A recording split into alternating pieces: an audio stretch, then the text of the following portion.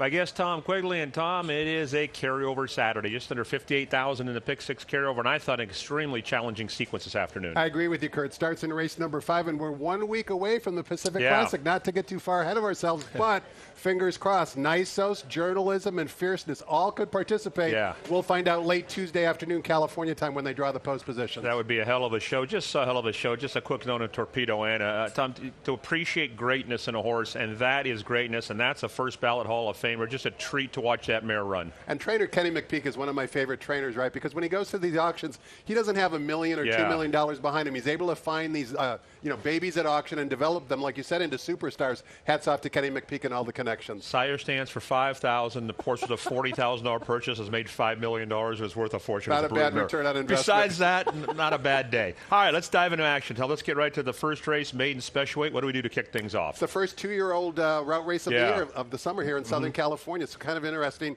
Obviously, all eyes will be on the 2 Bob Baffert runners. Speaking of spectacular race mares, take a look at the mares for both number 2 and number 3. Stellar Wind and Monomoy Girl, very, very accomplished.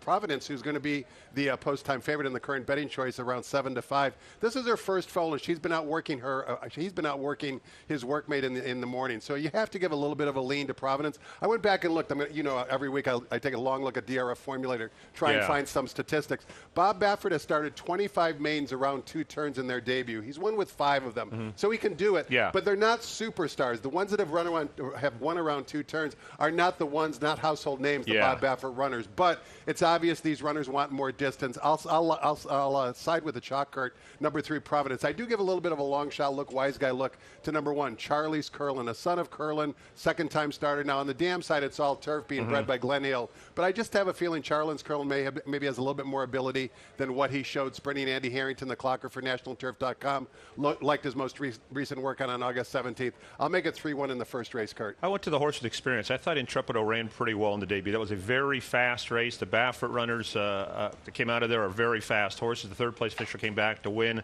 Hector Barrios rides for Jeff Mullins. So I went 4-3, but not a real strong opinion in the first. Second race, to me, Tom, is a mishmash. I have no feel for this race whatsoever, so I'm going to lean on you. Well, don't lean on me, Kirk, because I'm in the same boat as you. Same boat. So it's interesting, right, because there's so many different ways you could go. I'm going to give a little bit of preference, maybe a lukewarm preference, to the rail horse, number 1, Spearfish. Just 1 for 11 lifetime. But I do think the increase in distance to 1 1/16 will help him. Last time out, he ran a really good second for trainer Bob Hess. We talked about this on previous seminars. This horse way back when in December of 2024 broke his maiden for 50,000. Now he's in for 25. He's actually at the proper level. He's got a chance to win. I also give a little bit of a long shot look, Kurt, to number 4, Mischief's Causeway on the drop, going sprint to route, second off the long layoff. That turned out to be a key race. The winner came back to win, and then Catman Sue, who finished right in front of Mischief's Causeway, came back to win yesterday, earning a good buyer speed figure. So I like the company. Obviously, there's no Sir Rockets in this particular field. It's a bit of a guess, but Carla gets Antonio Fresu ride. Again, the rail, 1-4 for me in race number 2. I picked the 3 with no confidence. Volatile Storm, the new face for a trainer I'm not very familiar with, but the numbers are good. That's all that matters to me. 5 wins from 24 starters. Should get a nice tracking kind of trip, and I thought Spearfish was the horse to beat. Biggest thing for Spearfish, the added distance. Really going to help his style. Like the fact Kimura rides him back. That's a big plus, too. And your too. top pick, Kurt, eligible for the ship and win bonus, which is why I'm sure they're here in Southern California. 3-1 for me in the second. On to the third race. $20,000 claimers line up for this one, a field of 7. I thought, again, a very difficult race. I really thought you could make a quick case for any horse in the race. This I have a strong opinion on, Kurt, and it's basically all related to a trainer statistic that I was able to dig up once again out of Daily Racing Form Formulator.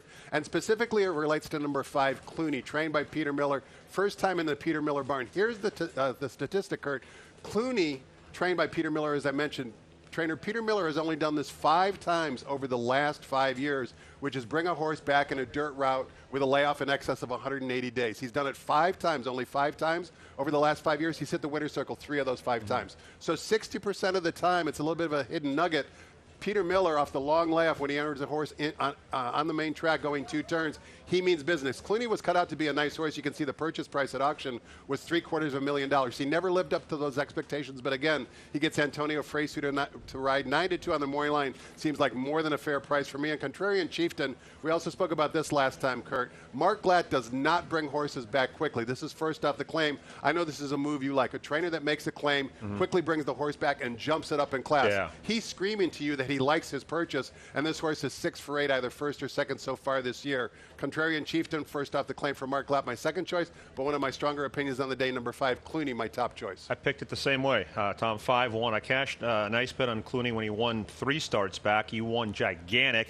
Obviously, he's got issues, so coming back for 20 makes sense. You get Frey, so I picked him on top, and Contrarian Chieftain for all the reasons you talked about. 5-1 for me in the third. One leg in front of the pick 6, race number 4. It's still a short price. Faced the boys last time. The horse to beat. Do you go there or do you look elsewhere, Tom? I'm going there, Kurt. Peter Miller maybe getting the daily double between races 3 and 4 because Itzel, as you mentioned last time out, came off the layoff of shipping in from Oaklawn Park and ran against the boys, as you mentioned. To home pass, the winner of that race actually was also trained by Peter Miller, got the victory done, and Bad Uncle Barry, who came back to win next time out, earned a big buyer speed figure as well. Now takes a realistic drop down in class. They're probably going to get claimed. She's a 5-year-old mare. She's in for the tag, like you mentioned. 8-5 morning line favorite. I'll take the chalk. I also gave a little bit of a look to number 2, Diamond Bar Gal. She's a lightly raced 5-year-old mare. She only has 9 lifetime starts, but 2 of her 3 career victories were right here at Del Mar at this distance. She's got a good inside post. She's got early speed. I'll make race 4 5-2 in that order. I was 5-7. It's sell on top. I thought Tam's Little Angel might get a nice trip on the outside. Takes a little drop for Hector Palma. Draws well, can finish a little bit. 5-7 for me in the 4th race. Okay, it is pick 6 time. Just under $58,000 starts things off, and we got one of these tough maiden Cowbred 50s. How do you sort this one out? This is a really tough way to kick it off, Kurt. I mean, you're going to have to use a lot of runners in this field if you want to be alive. Even after you see them in the post-brig and you take a look at the tote board action, I'm going to go bombs away in this first leg, as a matter of fact. I'm not sold on any of the favorites.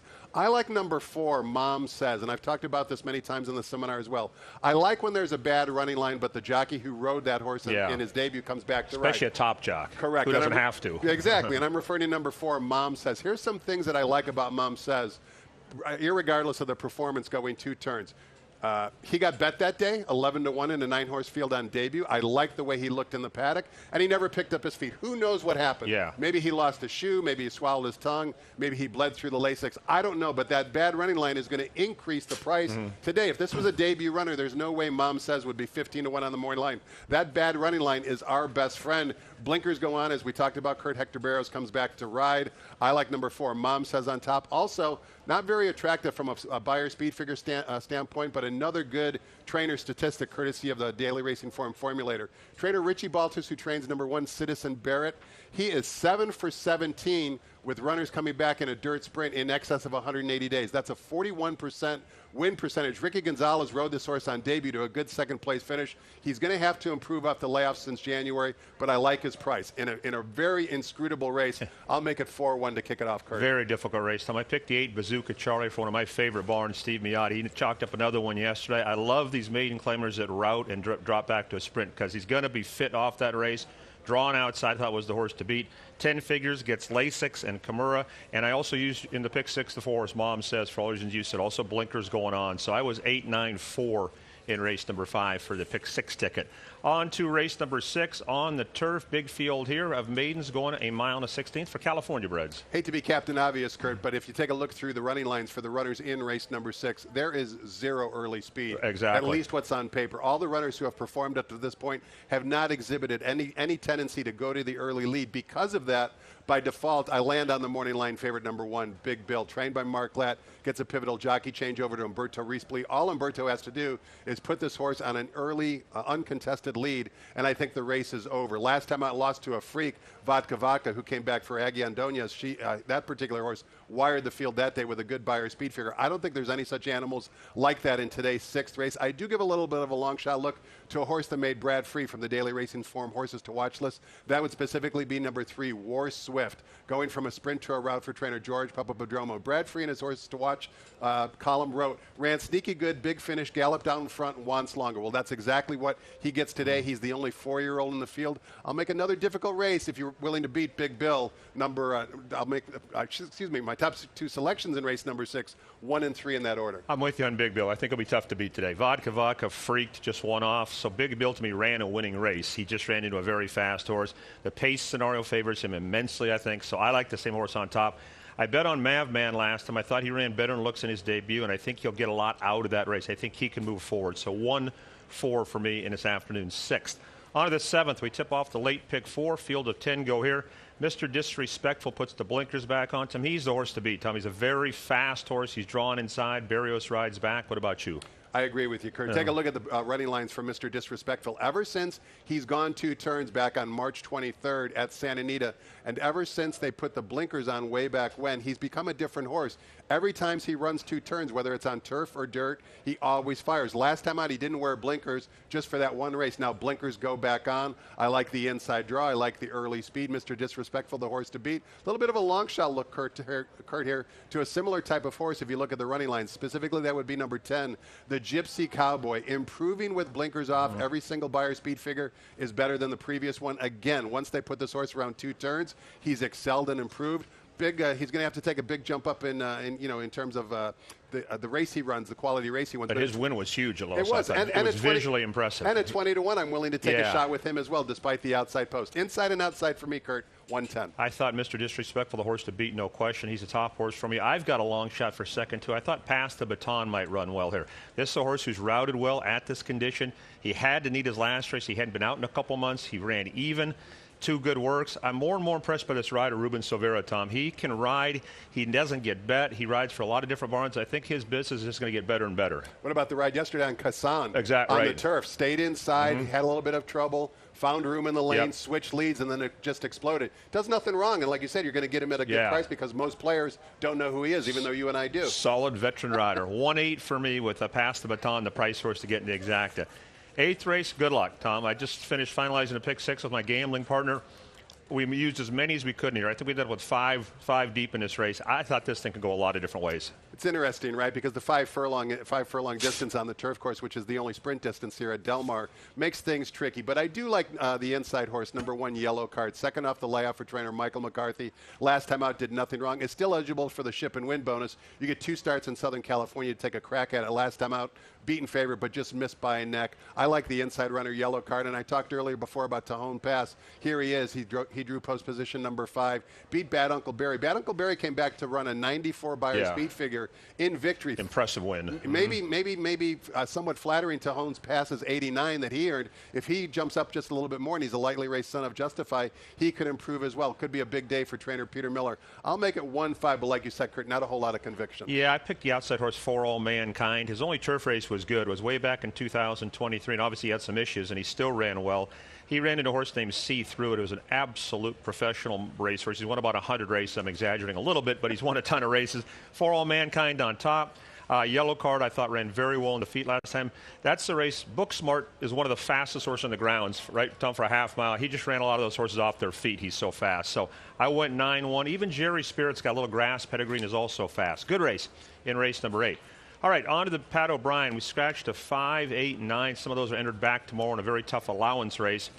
How do you sort out Baffert, D'Amato, and Glatt in this one? It's the grade 2 Pat O'Brien with a purse of $250,000, Kurt. And the key to the race, there's a couple keys. I'm going to digress for just a minute. It's a win and you're in for the Breeders' Cup Dirt Mile. So I think a few of the trainers are actually using this potentially as a prep race, hoping that their horses win today and then proceed into the Breeders' Cup Dirt Mile. Also, I would tend to disagree with you slightly on one thing you said before we came on camera. To me, it seems like a very humid day today. I'm not trying to be Al Roker from NBC News, but I looked it up. The humidity here at Del Mar is actually 86% today, a little bit more humid than what we're used to. And the reason why I bring that up is, you well know, Kurt, bleeders do not like humidity. And the morning line favorite, number 2, Speedboat Beach, you can see in his last performance at Churchill Downs on Kentucky Derby weekend, bled and had to be vanned off. I'm not saying he can't win, but he's a short price. This is just his second race since December of 2023. Bob Baffert can work miracles, but I actually like the other Bob Baffert runner, and that would be number 4, May Moon. We also haven't seen him in a long time. He's undefeated in his career, but he's the Baffert horse, I think, that would do best in a Breeders' Cup Dirt Mile situation. Speedboat Beach, I think it would be asking a lot of him to go 2 turns in the Breeders' Cup Dirt Mile. For May Moon, not so much. Kaz Camaro, the jockey on May Moon, his agent is Brian Beach. You well know Brian Beach and Bob Baffert get along like peanut butter and jelly. He had Victor Espinoza when American Pharoah won the Triple Crown. Brian Beach always is able to get his foot in the door in the Bob Baffert barn. And in my opinion, he's got a chance to not only win the Pat O'Brien, but qualified for the Breeders' Cup Dirt Mile. Likewise, Kurt, my other selection is the Phil D'Amato trainee, number 6, Stronghold. Stronghold easily comes out of the best races. That Pegasus World Cup Classic produced 3 next out graded stakes winners. He's a $1 million earner. He won the San Diego Derby. He's another horse that I think maybe today, if he can somehow sneak up for the victory at 7 furlongs, he's going to adore the 2 turns down at Del Mar. So I'm not only handicapping the Pat O'Brien for today, Kurt, but I'm also handicapping it for the first weekend in November. For those 2 reasons, I'll use 4 and 6 on my tickets and throw out Speedboat Beach. I'm going the other way. To me, I thought it was a 2-horse race. I thought it's Stronghold and Speedboat Beach. I picked Stronghold. He's trained well. He's run well here. He's just a really good horse. And Speedboat Beach, to me, is the horse to beat. I think he'll fire giant off the layoff. So I'm going to go 6 and 2 in the Pat O'Brien. All right, we get to the 10th and final time. Another difficult race. I hope to be alive in the pick 6, and I hope I got enough horses here. This is a race that can go many different ways. The Alsos didn't get in. What do we do here? Maybe I'm oversimplifying it, Kurt, but okay. I like a horse at a price here, and it's the Rail filly. Number 1, Guilty of Having Fun. You and I are old enough to remember the dam, Excess Gold, who was trained by Jim Cassidy. Yeah. I looked up her race record at DRF Formulator. All 3 of her career wins around 2 turns. Now, they've tried Guilty of Having Fun around 2 turns twice, and she certainly didn't disappoint herself, finishing a close second and a close third. Now, off the short layoff, she goes from a sprint to a route, and that's the kind of the key to the race. Is trainer Andy Mathis has done this twice already this meet. Just a Kiss, you'll remember, went from a sprint to a route, hit the winner's circle. Prince of Del Mar, he did that with another horse as well. Just missed, finishing second by a neck at odds of 11-1. Andy Mathis knows what he's doing. He's one of my favorite Northern California-based trainers, now based in Southern California. I like Guilty of Having Fun, particularly at 8-1. And nothing is forever. 1-for-1 over this Del Mar turf course. I don't know the reasons why. Trainer Steve Knapp went into the claim box and claimed her last time out, but I think that might have had something to do with it. He gets a hungry rider in Edwin Maldonado, who's going to get her a little bit closer to the pace. I'll make it the inside 2 to close it out. Yeah, it's a good betting race, good gambling race, I thought, Tom. I like the 4, Hello Kiddo Kiddo. You can see in my PPs I drew a light bulb, just so I remember. The light bulb angle, one of my favorites, and watching this filly throughout her career, she's a very difficult horse to ride. You can see her running. It's pulled, ranked, broke through gate. Juan Hernandez seemed to just really get along with it. I really think that played a big part in the way she won. Nothing against riders who on her. Sometimes certain guys just fit certain horses. I think she's getting better. I think she'll step up more today. And then for second, I thought True Patriot had kind of an uncomfortable trip. Ran well here last summer off the claim for Hess. Just a comeback race, sprinting to get the horse fit. And then last time really didn't have clear sailing till very late. I love Barrios riding back. He doesn't ride a lot for Hess, but he rides back. 1 next out winner out of that race already. So I went 4-6 to wrap up the card. Any chance of a double carryover, Tom? I think there is, Kurt, right? I mean, the key is what happens to the 2 Bob Baffert runners in the Pat O'Brien. If one of them gets beat, even if it's by Stronghold, that's going to be the horse that's not on as many tickets as the 2 Bob Baffert runners. So if the Baffert runners get beat in the Pat O'Brien and we have a couple of crazy results going through the rest of the sequence, there is a chance for a double carryover. I hope there's 1 ticket right here. That'll do it. Thank you, Tom. You're buying drinks if you hit it. Absolutely, for the rest of the meet, Tom. Thanks for watching, everyone. Post time 39 minutes away. I'll be down in the paddock in about 20.